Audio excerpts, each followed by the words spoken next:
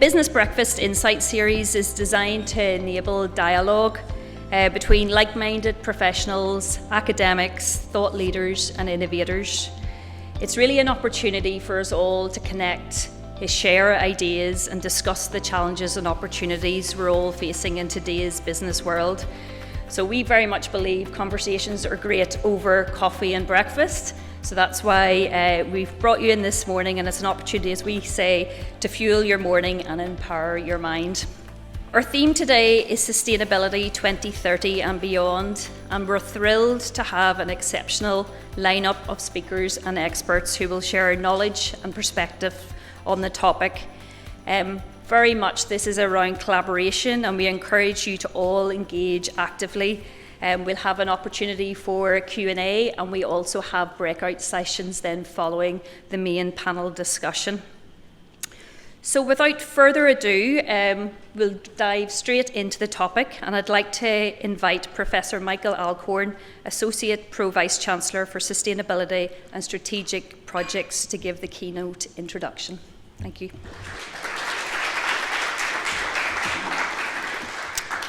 Good morning, everyone.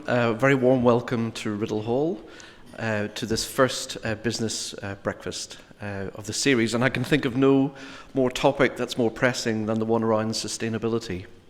My name is Michael Alcorn. As Julie said, I'm the Associate Pro-Vice-Chancellor for Sustainability and Strategic Projects. And it's my great pleasure to welcome you here on behalf of the University.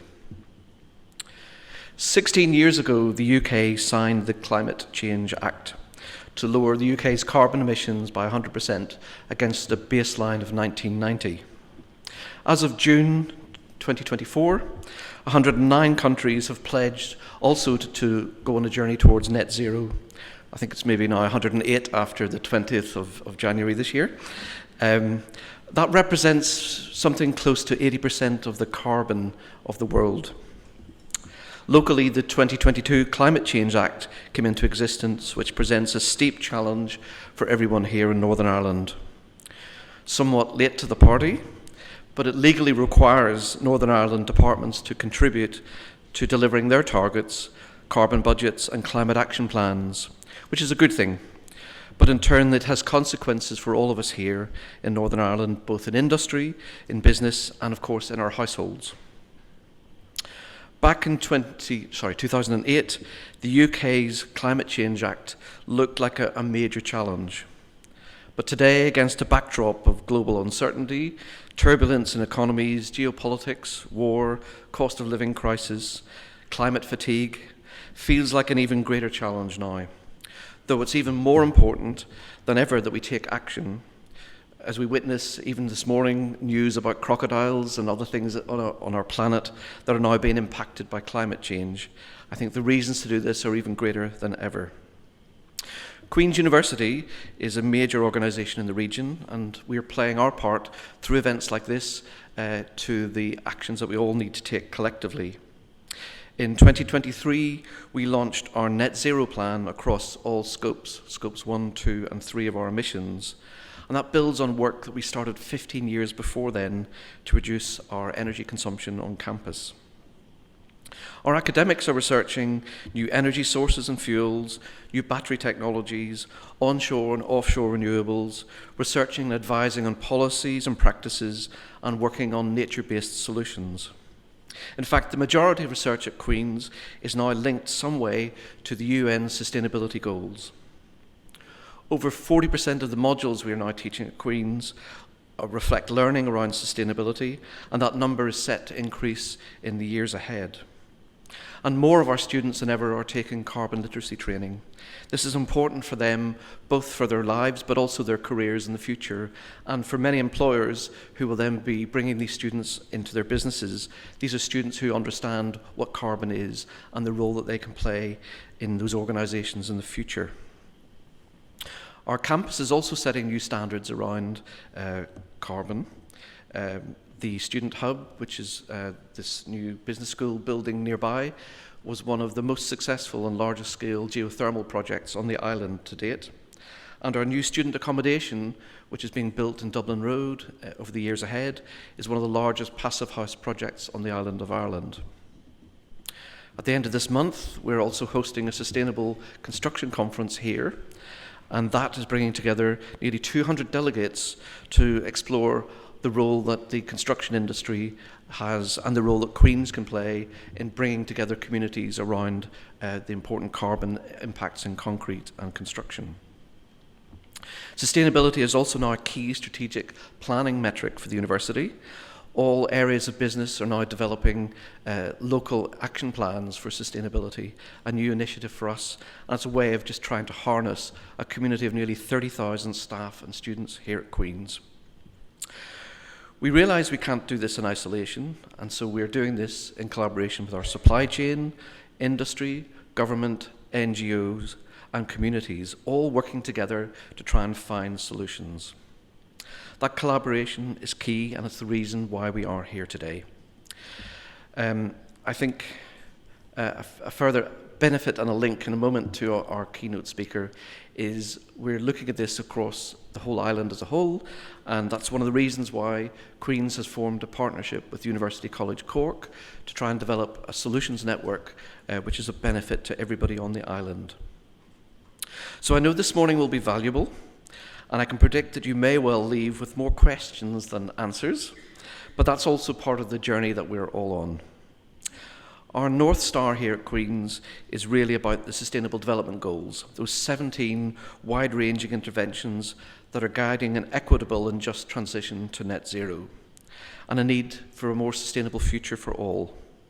And I'm delighted to say that our keynote address is by none other than one of the co-facilitators of the UN negotiations that led to the adoption of the 2030 Agenda for Sustainable Development in 2015. Ambassador David Donoghue, an Honorary Professor of Practice at Queen's, has had a long and varied career, an impactful career in Ireland's Department of Foreign Affairs, serving as the Irish Ambassador to Russia, Austria and Germany, as well as Ireland's permanent representative to the United Nations. Following retirement, David has taken up several appointments, including the position in the business school, but also as the chair of our Sustainable Solutions Network that I mentioned a few seconds ago. Thank you very much again for joining us this morning, and I would please ask you to give a very warm welcome to our keynote speaker, Ambassador David Donoghue. Thank you very much.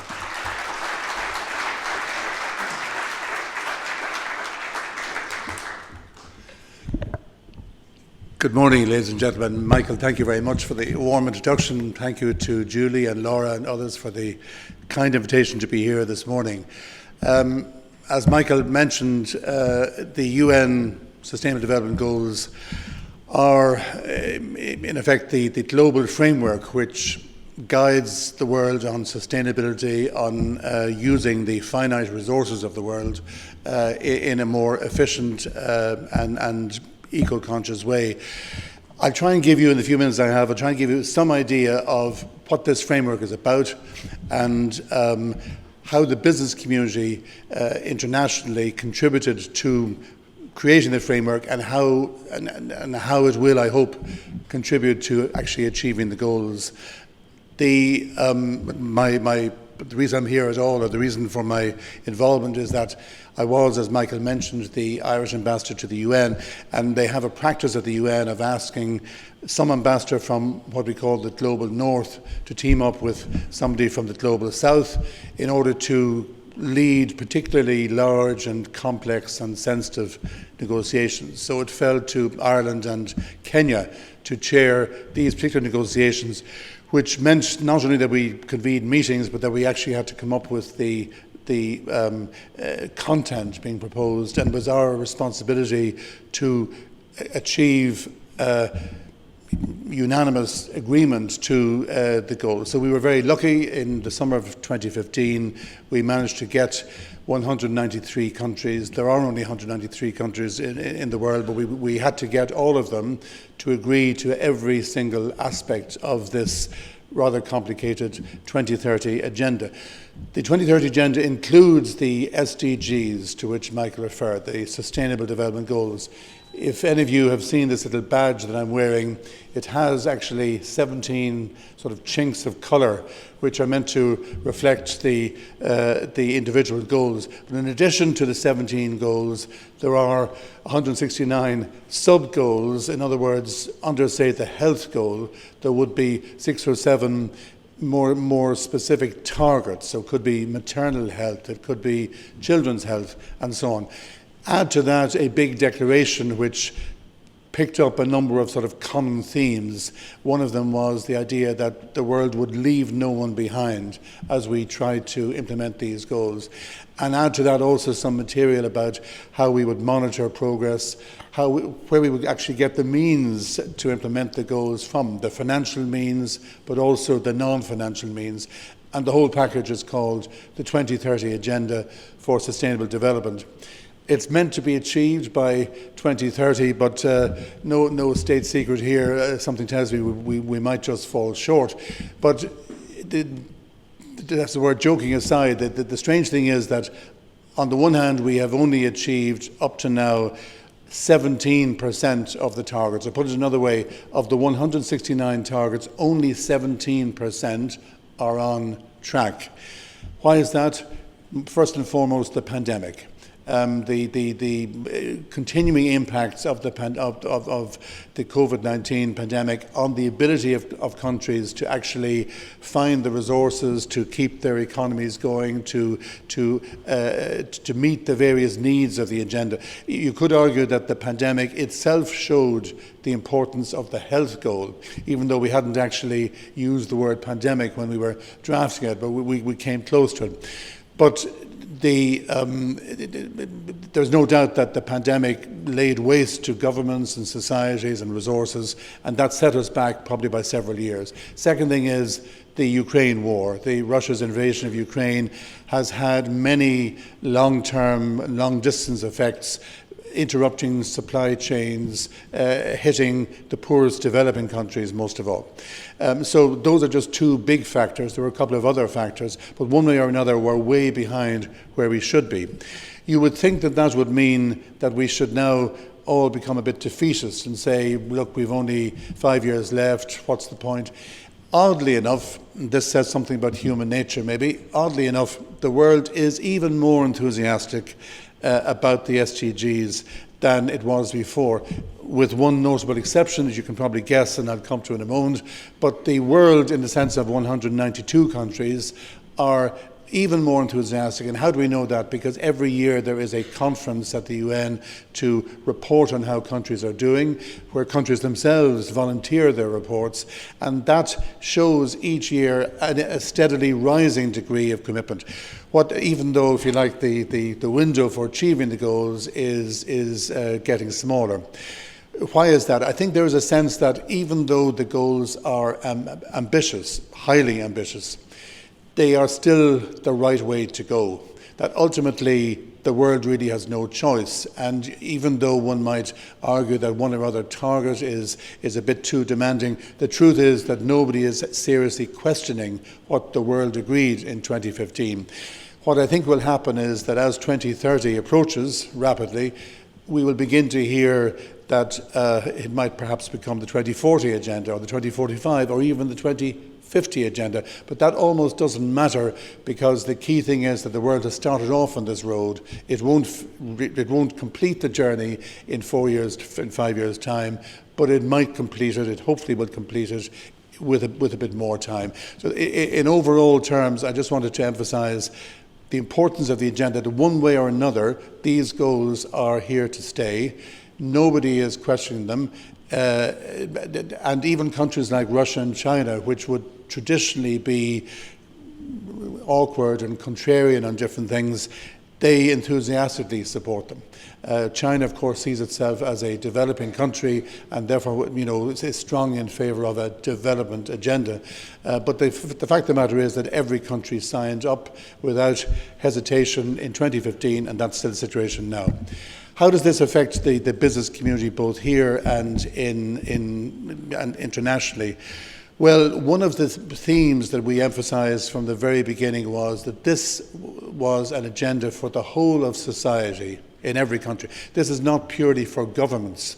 Governments on their own couldn't remotely generate the resources necessary to achieve these goals.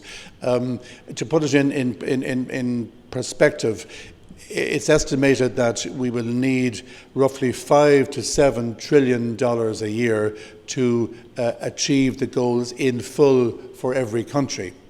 A significant amount of that funding would have to be provided through the involvement of the business sector internationally. That's to say, in the form of partnerships, which corporate interests and companies of all kinds would form with a variety of partners. So let me give an example. If, let's say, the idea is to fast forward on health provision in part of Tanzania, and I'm just inventing this, well, then you could find that the partnership to do that would be, let's say, Pfizer. It could be a major international health company. It could also be the Danish government. It could be the Gates Foundation. It could be quite a diverse set of partners working for the same goal and bringing new tech to bear, innovation, in order to accelerate the progress that we would have made otherwise. So I'm just trying to give a snapshot of how the business community can and indeed must contribute to achieve it. You'll all be aware of ESG. So ESG I see as a kind of shorthand for the SDGs. That's environmental, social governance, the ESG principles. Roughly speaking, these developed in the same time frame as the SDGs, and they are a simpler way of describing what we're about. So companies are increasingly embracing ESG approaches. Sorry for the two acronyms, but they're embracing these approaches all over the world. And the slight difference is that they take as a word the essence of the SDGs, but they add on things like diversity and inclusion and respect for human rights and good business practices and ethical responsibility. They add in those dimensions more clearly than they are in the SDGs.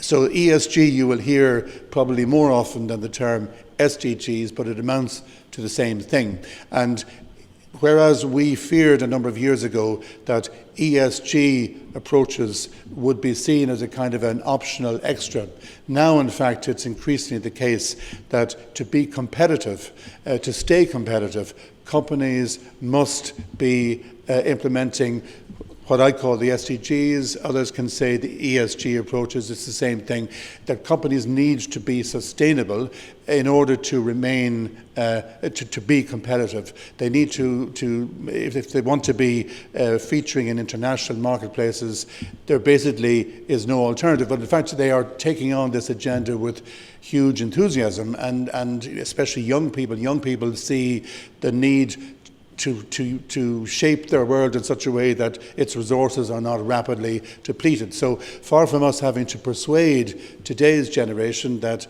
this is the way to go, today's generation has reached that conclusion itself. We wrote the 2030 agenda very much with today's young generation in mind, and all over the world we see the business community taking on the pressures and the demands of this agenda, but with enthusiasm.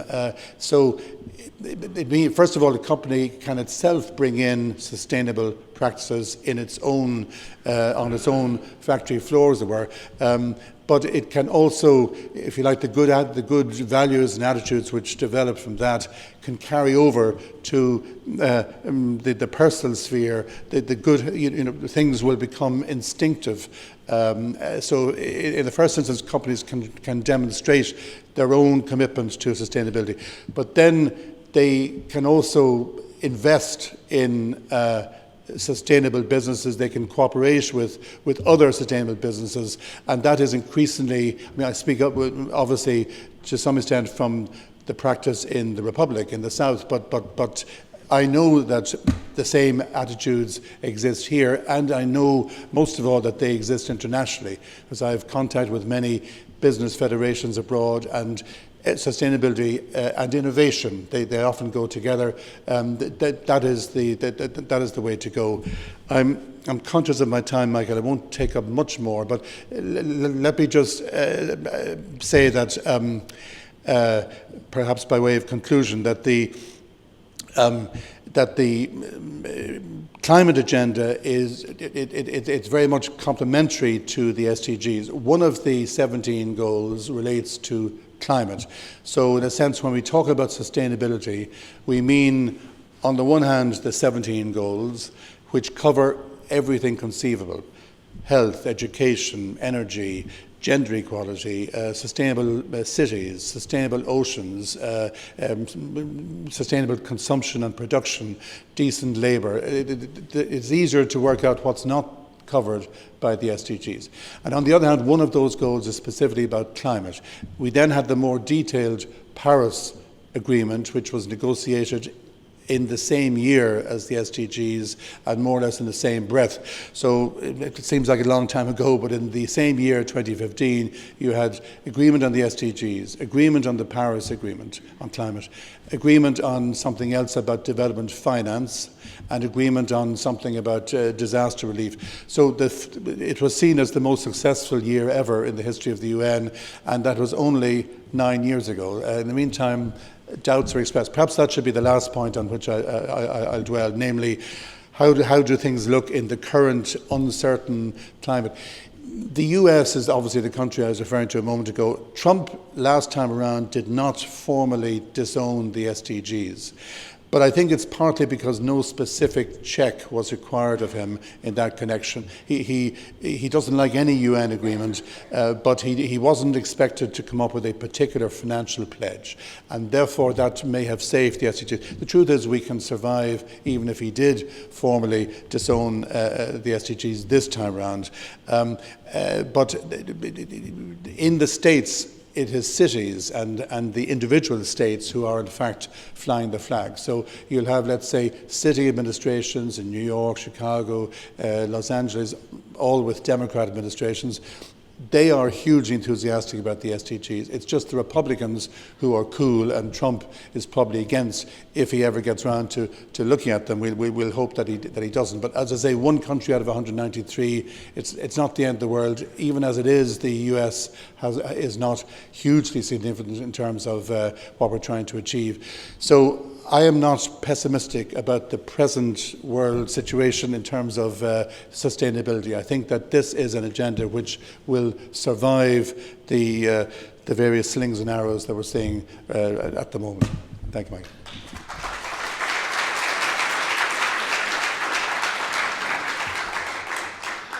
So thank you very much, David. And we'll get a chance to perhaps press you a little further on some of those points in our panel. So we're now going to move on to the second part of this, which is our panel. And I would like to invite our speakers. So David, would you maybe grab one of the seats there?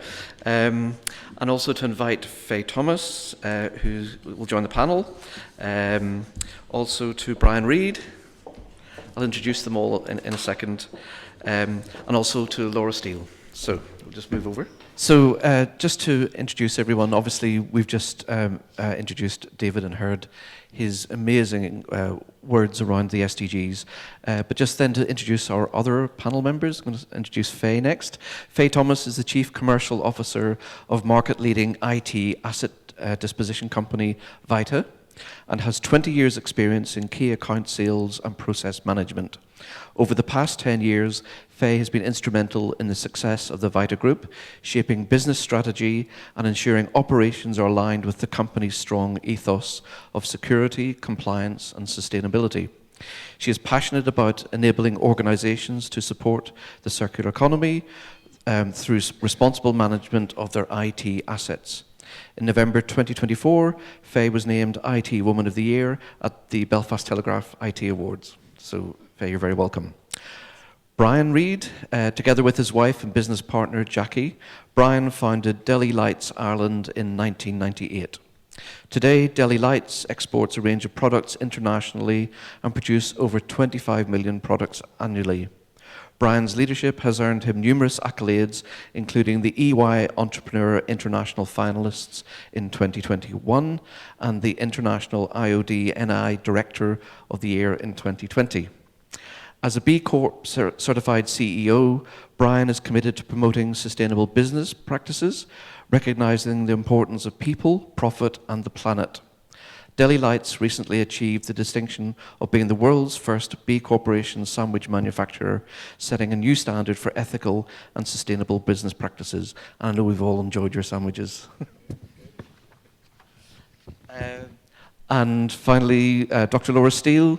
Laura is a reader in business ethics and sustainability education at Queen's Business School. Her teaching and scholarship is at the intersection of ethics, social responsibility, sustainability, and technology, particularly artificial intelligence, something we're going to return to, I think, in our discussion. In addition, she serves as the Director of Ethics, Responsibility, and Sustainability at Queen's Business School. As part of this role, she is extensively involved in promoting and advancing the UN-supported Principles for Responsible Management Education, as well as the UN Sustainable Development Goals, the SDGs. So welcome very much to our panel. Thank you. I'm going to start with Faye, actually. Faye, in November 2024, you were named IT Woman of the Year at the Belfast Telegraph IT Awards. What sustainability successes have you witnessed in the IT industry, and what challenges do you believe still need to be addressed? Okay, well, thanks, Michael, for the congratulations on the award. It was absolutely amazing to win it. Whenever I seen the people that I was up against, in terms of the finalists, I just thought I'd no chance, and whenever I won it, I was completely amazed. But with regards to sustainability, over the last number of years, I've been in the industry for 11 years, and there's been a huge shift in progression with that. One of the most important things that I've noted over the last while is that sustainability is now, throughout the organisation. It's people at all levels are concerned about it, driving it forward. And making sure that sustainability is a key function within the organisations. It was historically management-led or certain departments that were dealing with it, and now we're seeing people taking their own initiative, putting their hand up to join ESG groups and other groups within organisations. So that's absolutely huge. Another, shifts from organisations have gone from being focused on, the data security is massively important, but it's now become an expectation rather than just a desire for the right reasons. For a long time, organisations were focused on the money that they were going to get back from their IT equipment when it came to end of life. But now what we're seeing is that they are invested in the benefits of reuse, refurbishment, and extending the life cycle of that asset. And that is something that's growing. Some of the challenges that we are having still is that, on a global basis, there's still lots and lots and lots of IT equipment and other equipment going to landfill. Thankfully, in the UK and the EU, that's not so much of an issue. And the reason for that is led by the WE directive. But we still do have large organisations, small organisations really mandating that IT assets should be destroyed, and it's not looking at the refurbishment of those devices. But thankfully we are still, we're seeing a lot of organisations who, are focusing on the refurbishment. So with VITA 2 years ago, we were probably wholesaling probably about 80% of the IT assets that we were putting forward for reuse, and only 20% were being refurbished, whereas that shift is now about 50% and something that we want to continue on. And can you give me an example of where those machines go after you've processed them and dealt with them? well, we refurbish devices. It could be, well, there's data security, so data sanitization goes on to it. Can be all types of IT equipment, from client devices such as laptops, PCs, printers, enterprise servers, and mobile phones. The list goes on. So it just depends on what the item is. But for PCs, laptops, and monitors, they can go to the consumer, they can go to businesses. You know, there's a lot of businesses that, you know, are interested in buying refurbished equipment. So we would sell to them. We would sell quite a lot into third sector startups or organisations that want to increase their fleet of IT hardware, but want to keep it the same as what it had, you know, what their current fleet is. So there's lots of different places we export as well, but there's more is staying in the UK and Ireland and Europe now because of the refurbishment piece that we're carrying out. Yeah. And are you also advising companies, so that's part of their longer term strategy? Yes, very much so. We have become educators really over the years. So like it used to be that organisations didn't really think about asset disposal at all. It was just something that was a bit of a problem to them at the end. And you know, a lot of them have learnt themselves. A lot of them we have educated, but it's a continual piece for us to support organisations with you know, ideas and you know, how they can manage their IT asset fleet better, how they can get longer out of it by, you know, we can take the items in, refurbish part the way through, etc. But also how they keep those assets in better condition, because like we're all guilty of it. If we don't own something ourselves, we don't necessarily look after it, but people are starting to think differently. Okay. Brian, if I can turn to you now, could you tell us about how you became passionate about sustainability and how this has informed some of the business decisions that you've made? How I got involved in sustainability?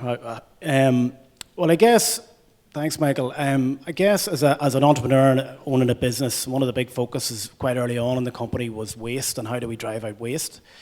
And I was very focused on making sure that, you know, as an industry, food industry is very heavily, there's a lot of food waste in the industry, and we wanted to see could we sort of make our impact in that. But good business practice is actually sustainable business practice, because if you're driving out waste in your business, it's actually good for business. So my big focus was how do I drive out waste? And then just one day somebody tapped me on the shoulder in the business and said, we're actually quite a sustainable company. Did you know that? Maybe 8 years ago. Because we'd been doing a lot of things that we just felt that we had to do to keep the business going and drive the business growth and profitability, like solar projects, heat recovery, things that just came natural to me, driving waste out of the business.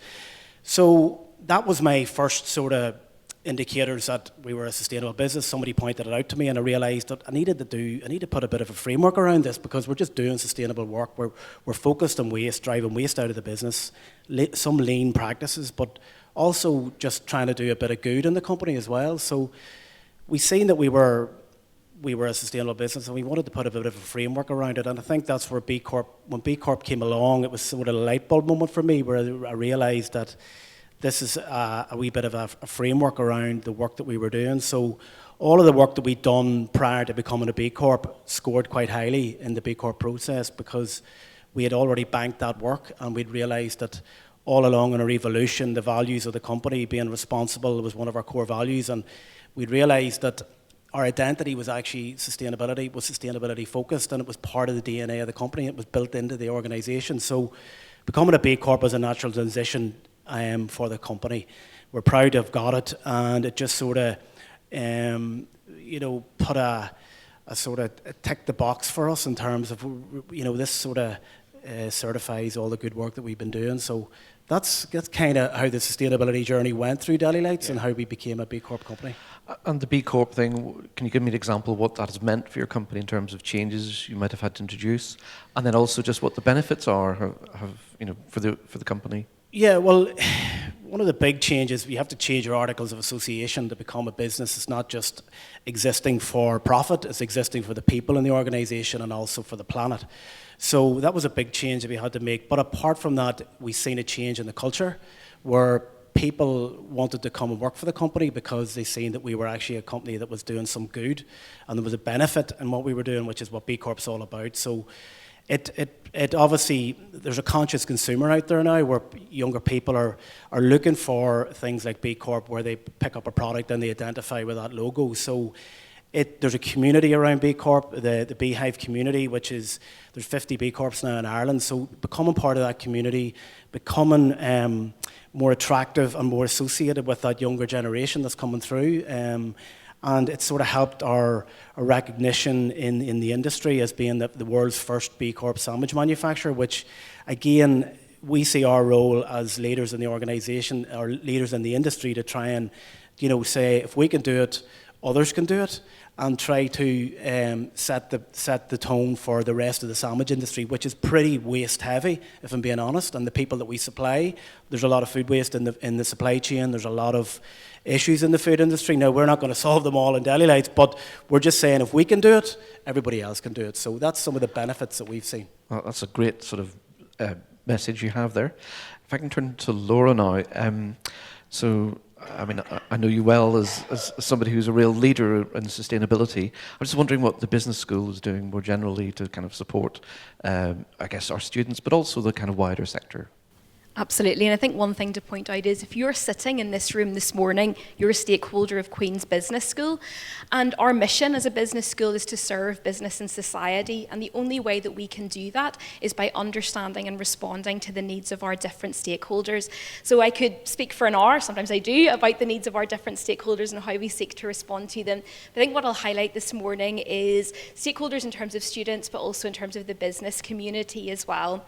So in terms of what we do with our students at Queen's Business School, we really try to look at sustainability across all of their interactions with the school. So in particular around curriculum, so embedding sustainability within modules and programs. You said earlier, Michael, 40% of modules across the university address sustainability. It's over 50% at the business school now, and that number is rising. It's also integrated within assessments. I've got colleagues here, Yelena, Stephanie, Elaine, so some of you will, and Shinwu, who you'll discuss some sustainability issues later in the roundtable sections. All of them embed sustainability within their modules and assessments, with the overarching ambition that whenever we send our graduates out into the marketplace, that they will be sustainability aware and able to drive the sustainability agenda within different organisations. Other ways that we integrate sustainability is around guest speakers, so bringing guest speakers into lectures and so forth.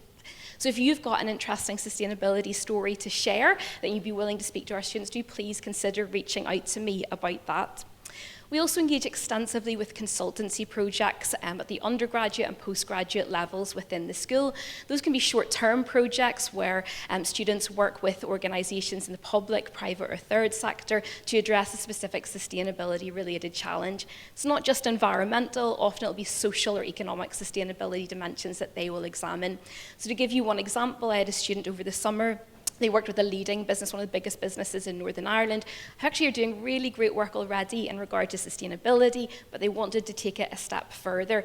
They didn't have the time or resources to do that. They brought in one of our fantastic MBA students, and they were mapping their Scope 2 and Scope 3 emissions and coming up with a strategy that the organisation is now adopting. So that's fantastic. It's an incredible learning experience for the organisation, for staff within the school, such as myself and my colleagues, but also for the student as well. It's a fantastic thing to get on their CV. So again, if it's something that you might be interested in, please do consider reaching out to us. Carbon literacy training that Michael mentioned, so we actually ran carbon literacy training last week, so that is short intensive sessions where we really upskill staff and students around carbon and climate change, delivered in partnership with Northern Ireland Beautiful, who may have a representative in the audience today. They do also, fantastic, they do also offer specific carbon literacy training for businesses, including SMEs. What do we do in terms of supporting our stakeholders and partners within industry? Well, as I'd mentioned, we do offer the consultancy projects and also KTPs as well. If you're not familiar with KTPs, that's knowledge transfer partnerships, and they're a more intensive form of interacting with businesses, and we run several in regards to sustainability. So if you're looking for somebody longer term for a year or two in your organisation to drive in any project around innovation, obviously we're interested in sustainability specifically this morning. A couple of other things just to highlight is around events. Whenever I started working in this space about 8 to 10 years ago, I would have been lucky to fill a broom cupboard. But today, obviously, we can see we have a fairly packed room. So it shows the rising level of interest around sustainability. And we're delighted to have you. But what we want to do today is also get some feedback, get some information from you. So as Michael will discuss later on, at the end of the session today, we're going to offer you the opportunity to come to one of 3 kind of breakout rooms, one on general sustainability, one on sustainability reporting, and one on digital sustainability. At those, we really want to understand what challenges you're facing, what concerns you have, so we can use that to shape our future agenda within the school, whether that's around events, teaching, but also that really important part, which is research, and that's what I'll end on, Michael. So within the school, we're in a research-intensive institution, we're engaged in extensive work, and it's probably in areas that you don't necessarily think are associated with a business school. So you might think about SDG 8, decent work and economic growth, SDG 9, industry and innovation, but actually some of our biggest areas of research around SDG 3, good health and well-being, for example, in the context of human resource management and industrial relations, but also around climate change, around geothermal energy. So it's a much broader research agenda that we have in the school, and the only reason that we can do that is through partnerships with government, the public sector, with industry, and with people like yourselves. So hopefully that gives you a bit of a flavour of what we're doing, and we want to continue to engage with you today and over the course of the coming years.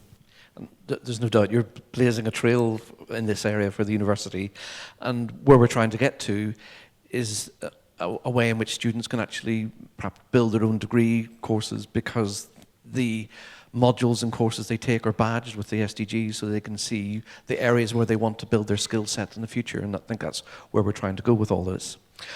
On the question of SDGs, David, I'm just going to turn to you.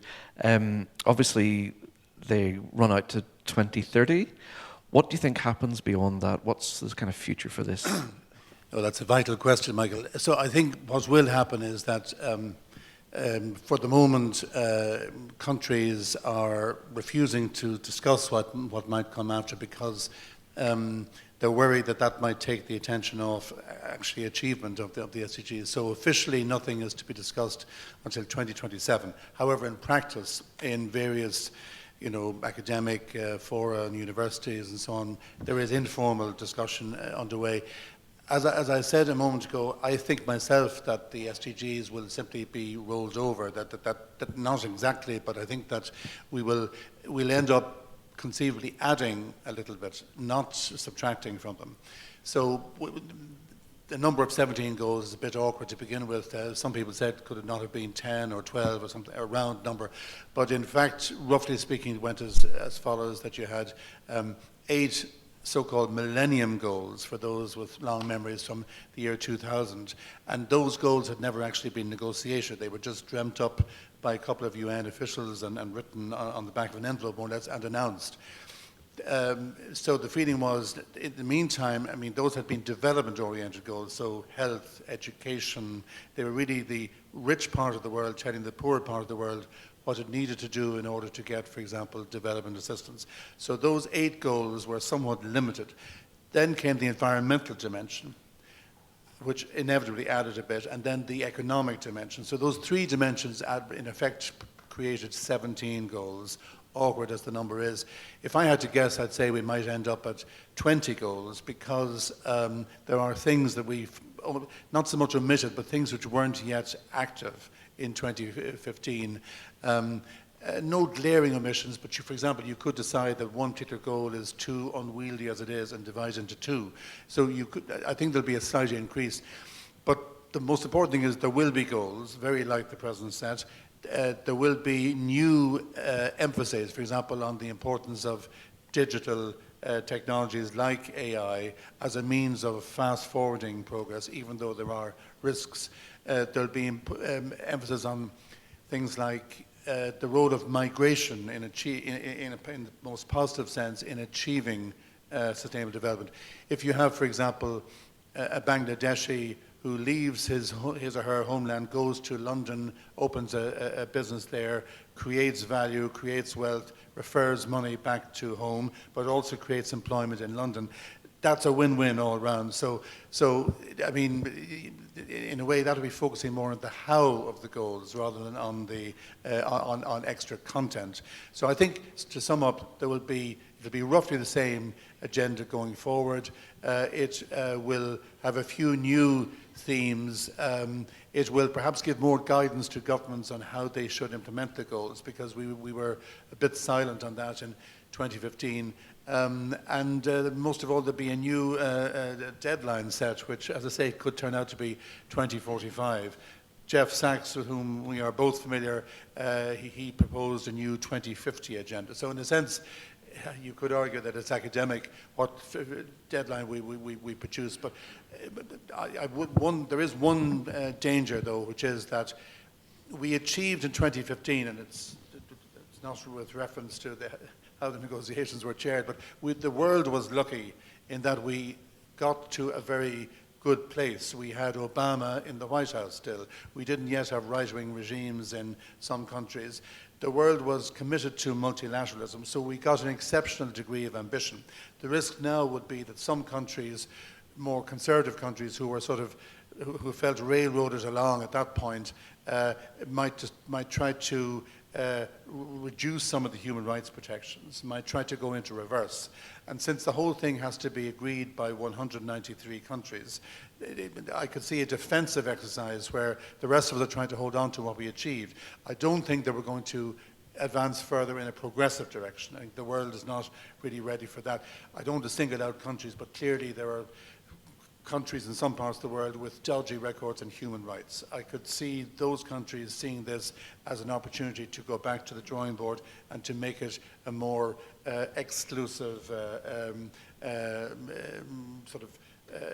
agenda. The rest of us have to resist that. I would be reasonably confident that we will go forward with the present, more or less the present set of goals. So that's good to know. It's an overwhelming thing once you start to delve into what lies behind the 17 goals. Is advice for people how to begin to explore all this? I mean, it is quite overwhelming, the sub-goals and targets. If I may say so, Michael, I won't take up too much time. Yes, it is a bit overwhelming. In fact, you can call the agenda utopian in many respects. But the funny thing is that we have expected that there would be complaints that the percentage goals that we were asking for the countries to accept, that these might be seen as too much. If, let's say, one of the goals is reduce child mortality by 75% in the first 10 years, and I'm inventing that, we thought that some countries would say, well, that's just too much, it's beyond us. But in truth, no country has actually challenged we're stretching ourselves, it's true, but not to a point where the elastic might snap, as it were. And that says something positive about human nature, that we're willing to set goals for ourselves and we don't give them up at the first sign of difficulty. Okay. Faye, you were judge at the Responsible Product Service category for the Responsible Business Awards organised by Business in the Community. Just wondering what insights you gained from that experience. It was such an honour to be asked to be judge at the awards after winning the category in 2023. I suppose for me the biggest insight was to see how much effort businesses are putting into making their products and services sustainable. They are totally integrating sustainability and social in making it, rather than just a tick box exercise or a compliance piece, they're actually making it part of their core strategy.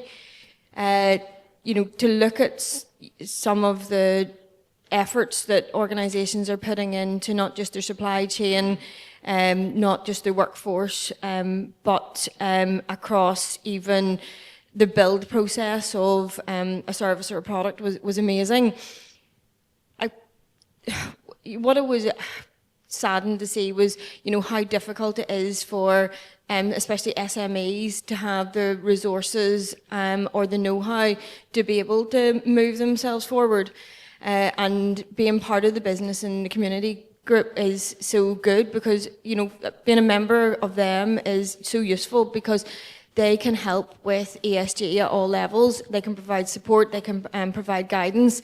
So if anybody is thinking about moving forward with sustainability or ESG in other ways, it would be worthwhile having a chat with them. And also, the awards are on this year again in September. They are now open until the 2nd of May, so I think there's 13 categories. And I'm delighted to say I've been asked back to be a judge again, this time on the responsible tech category. Very good. Brian, you've been through this, you've lived this. What advice do you have then for SMEs in this area who kind of want to work out where you dip your toe in the water on all of this? Yeah, it can be overwhelming. I think the SDGs in particular, you know, I agree that how do they apply to business and how do we break them down into things that we can actually do on a daily basis, and not, business is best when it's kept simple, and principles are very hard to understand at times. But the way we've looked at it is, and what I would recommend for other companies to start is just start measuring some of the things that you're doing and your consumption. So things like your bills, what am I paying for things, and who am I paying for the services that I get? How do I source my electric? Am I getting it from green sources? Am I paying too much fuel for fuel? Am I buying too much fuel? Am I consuming too many things? Have we too much paper waste in the business? Start looking at some small areas and measuring them every month to see, can I get that down? Can I start using less paper? Can I go digital? All those basics, start with the basics. And in terms of how we adopted the SDGs, we just looked at 3 or 4 of them that relate to us and said, well, around people, what are the things that we're doing around people? And then we started to look to see, taking it aside B Corp, we were looking at aside to say, looking at the SDGs around people and saying, we're doing some of these good things around people. So that's actually how the SDGs relate to us. And that is how you break it down into its simplest form. So in terms of what I would suggest is start measuring the basic things that you're doing on a daily basis, on a monthly basis, and tracking that over time and see, can I get my consumption down? Because if you're getting your consumption down, your carbon footprint will drop, and all of a sudden you'll start to see a trend that will be good for business and it's good for the earth and the planet. So that's how we do it, and that's how I would recommend that you just keep it very simple. Okay, great advice. Laura, we had a student summit a couple of weeks ago. One of the questions we got at that was, the university's teaching us all about, AI and so on, but are we really talking about the impact of that on climate and carbon and other things? Just wonder what your thoughts are. As we embrace all that new technology, a lot of it is quite carbon intensive. Yes, absolutely. So there's the carbon intensity side of it, and then there's also huge issues in regard to, which something Faye is very familiar with kind of data protection and privacy, which are also sustainability related concerns. So yes, one of the major concerns, not just about AI, but the likes of blockchain, cryptocurrency and so forth, that they're incredibly energy intensive, and we haven't really found a solution to that yet.